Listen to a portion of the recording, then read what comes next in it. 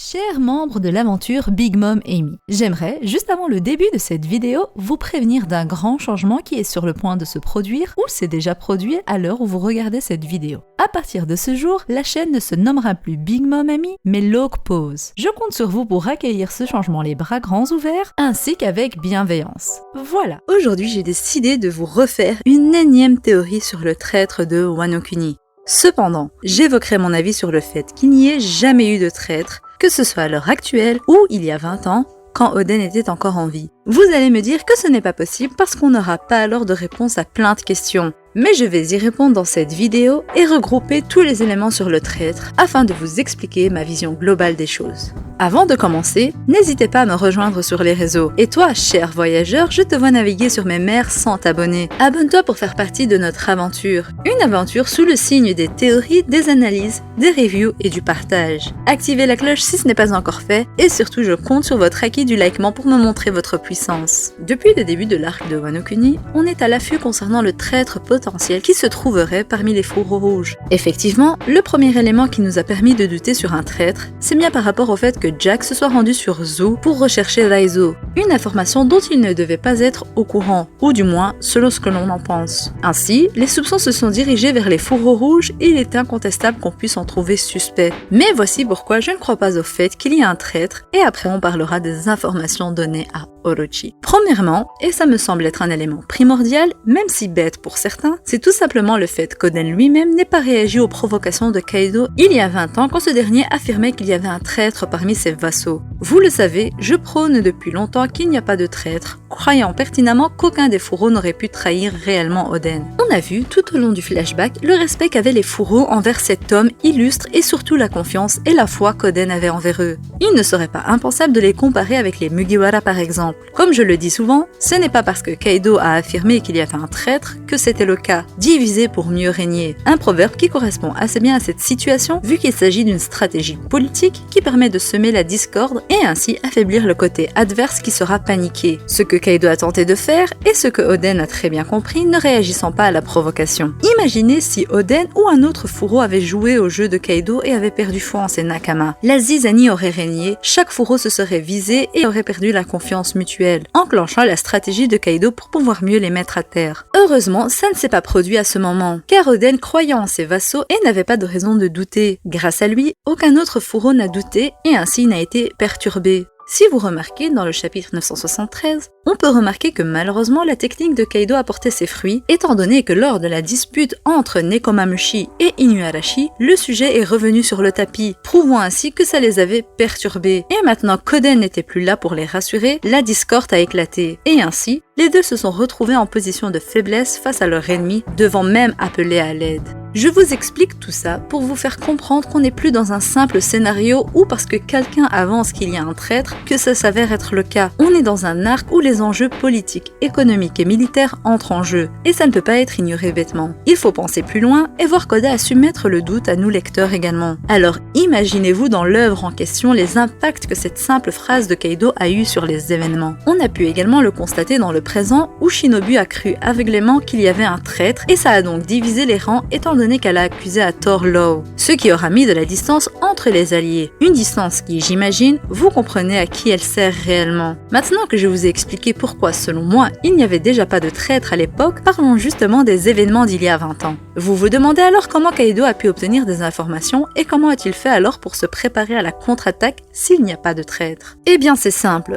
Vous l'avez remarqué, la vieille qui possédait le Mane-Mane no Mi, le fruit du démon de la transformation, avait pris l'apparence de Momonosuke. Vous savez que pour ce faire, il faut qu'elle touche le visage de la personne en question afin de sauvegarder son apparence. On l'a vu au retour d'Oden que celle-ci avait déjà enregistré l'apparence d'Oden, s'étant fait passer pour lui devant son père, Sukiyaki Kozuki, afin de permettre à Orochi d'avoir une place au sein du château à la Flower Capital. Ainsi, elle a pu infiltrer le château de Kuri en prenant l'apparence d'Oden, ce qui lui aura permis de prendre l'apparence de tous les fourreaux rouges également, et même de Toki-sama. Ainsi, elle a pu prendre l'apparence de Momonosuke qui ne sortait pas à ce moment-là du château de Kuri vu le danger qui planait autour de lui. Vous vous imaginez donc bien qu'il était facile pour elle d'infiltrer les rangs, que ce soit en tant que fourreau ou qu'un autre servant du château afin de posséder les informations requises à partager avec le shogun Orochi et Kaido. Ainsi, par le passé, il n'y a jamais eu de traître, et encore maintenant, ce n'est pas le cas selon moi. Le premier suspect est sans nul doute Kanjuro selon beaucoup de fans, ce que je peux comprendre, mais remettons les choses dans leur contexte. Ce dernier s'est enfui de Wano Kuni avec Kinemon, Raizo et Momonosuke il y a quelques mois pour trouver de l'aide et battre Kaido. Alors qu'ils avaient mis le cap sur Dressrosa, il se fait attraper par des sbires de Doflamingo. Beaucoup déjà se posent la question de pourquoi, que ça voudrait dire qu'un informateur a prévenu Doflamingo de l'arrivée des samouraïs sur Wano Kuni. Cependant, ce que vous oubliez, c'est que Wano Kuni est un pays fermé et qui est surveillé constamment par les subordonnés de Kaido et d'Orochi afin qu'aucune information ne sorte du pays. Ainsi, dès qu'ils ont pris la mer, ils ont été chassés sans relâche. Doflamingo, le membre le plus important du monde de la pègre, a été mis au courant directement par Kaido et il ne fait sans nul doute que son réseau est l'un des plus grands. Ainsi, attraper les samouraïs n'était qu'une question de temps. Dressrosa est l'une des îles les plus proches de Wano Kuni et il est logique qu'ils y ont dérivé comme le dit Kinemon. Plusieurs suspectent alors Kanjuro car il n'a pas été maltraité ou tué, mais je tiens à vous rappeler qu'il a été retenu à la maison des jouets et a ensuite disparu.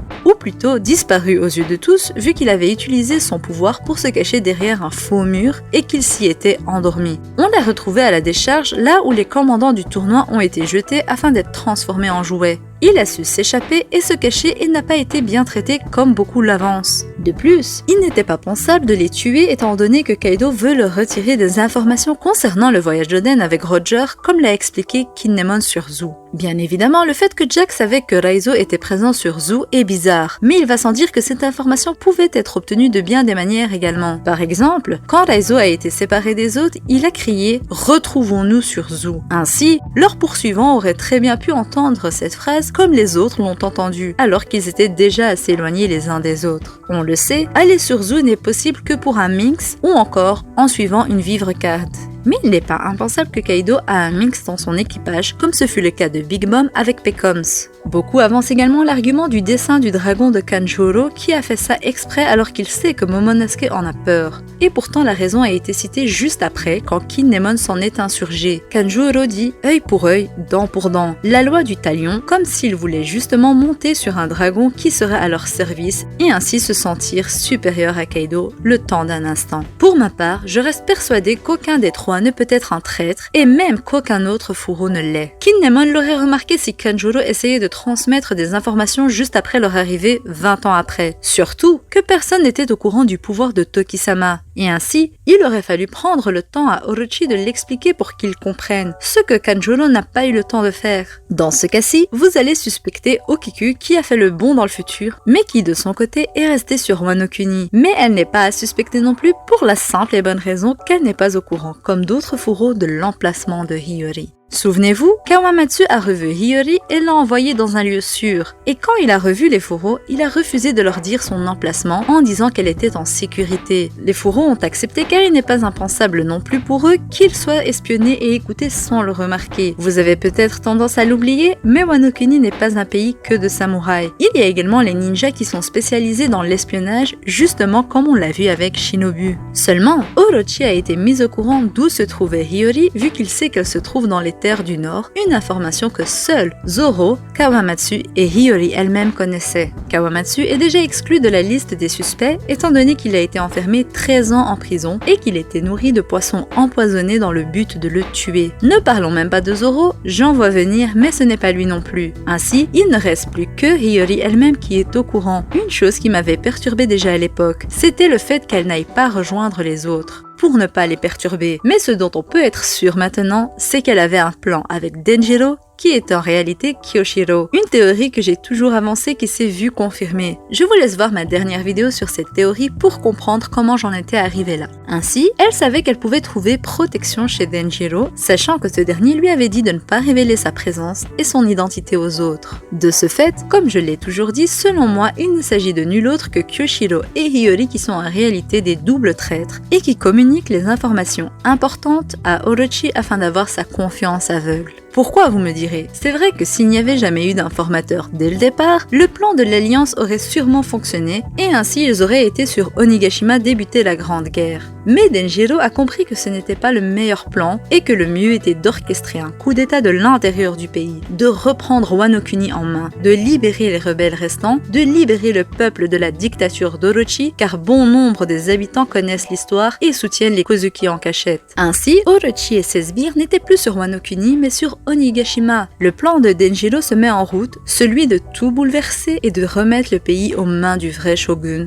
Momonosuke. Comme je vous l'ai déjà dit, Wano Kuni est un pays produisant masse d'armes et dont on a besoin de main d'œuvre. C'est d'ailleurs pour ce fait qu'ils évitent de tuer un maximum de gens, comme on aura pu le remarquer quand on a vu Kaido arriver saoul à Wano Kuni. Jack et Hawkins étaient inquiets que Kaido détruise tout et tue trop de monde. Du monde en moins pour la construction des armes. Ainsi, même si le peuple se rebellera, ils essaieront de faire le moins de pertes possible au début et surtout, les armes seront aux mains de l'Alliance et non plus d'Orochi. Un revers de médaille qui serait intéressant. Un parallèle qu'on pourrait faire avec la chute d'Oden quand il a quitté Wano Kuni. Le plan d'Orochi s'était alors mis en marche. Et Denjiro compte bien faire de même maintenant que ce dernier a mis les pieds hors du pays. Vous allez vous demander alors pourquoi Denjiro n'a pas mis au courant l'Alliance. Eh bien tout simplement car ils font tromper ses alliés avant ses ennemis. Comme je vous l'ai dit, il est certain qu'Orochi a des infiltrés et des espions un peu partout. Et si ces derniers avaient vent de ce plan, ou encore s'ils voyaient que l'Alliance n'était pas perturbée par la destruction des ports, cela aurait été louche. Denjiro a servi Orochi pendant 20 ans. 20 ans de haine et de servitude pour obtenir une confiance aveugle. Cette année, son jeu a été récompensé étant donné qu'il est le seul à garder la Flower Capital. Et on peut supposer que c'est la première fois qu'il garde la Flower Capital vu que le chef des Oniwabanshu dit « Cette fois, c'est Kyoshiro qui garde la capitale ». Selon moi, c'est relié tout simplement au fait qu'il a forgé la confiance qu'avait Orochi envers lui, en étant sa source d'information. Orochi ne se douterait jamais que celui qui lui a permis de nuire aux rebelles et de réduire leur espoir à néant serait en réalité un fourreau et donc un double traître. Surtout que dans le chapitre 955, quand Orochi reçoit l'information que Hiyori se trouve dans les terres du Nord, il dit clairement « On ne peut plus faire confiance à personne, mais avec ça je suppose que ça suffit », prouvant ainsi que ce dernier n'accorde pas une confiance aveugle même à ses subordonnés, et que Denjiro devait aller aussi loin pour qu'il lui permette de garder la capitale et de mettre en marche son plan de rébellion. Dans tous les cas, selon moi, il n'y a pas de traître, pour la simple et bonne raison que toutes les informations que ce dernier a données à Orochi ont mené à des actions qui ne sont que bénéfiques pour l'Alliance. Aller sur Onigashima combattre 40 000 hommes était voué à l'échec et était irréfléchi. On a aussi appris que Denjiro était en réalité Ushimitsu le voleur. Ainsi, Denjiro aurait gardé contact avec Yasue et tout pouvait être qu'un plan de leur part depuis le début.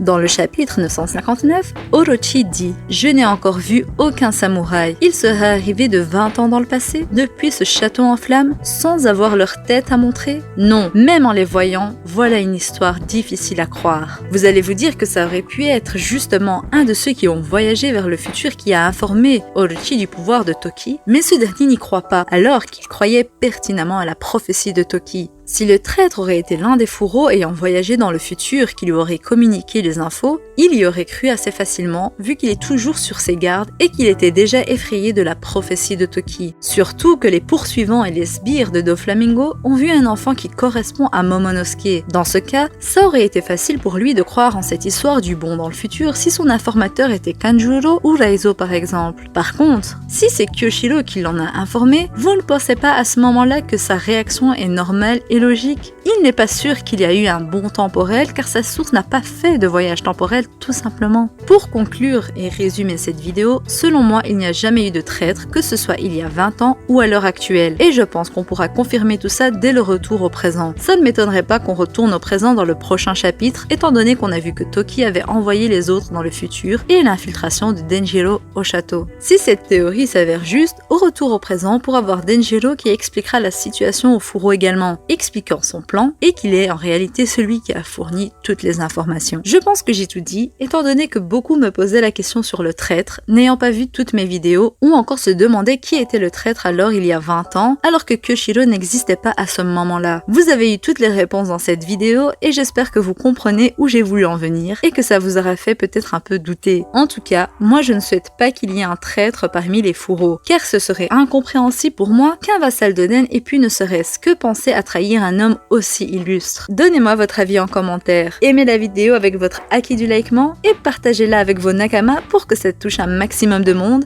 Et surtout, rejoignez-nous dans l'aventure en vous abonnant si ce n'est pas encore fait et en activant la cloche. Sur ce, je vous dis à la prochaine. Bye bye!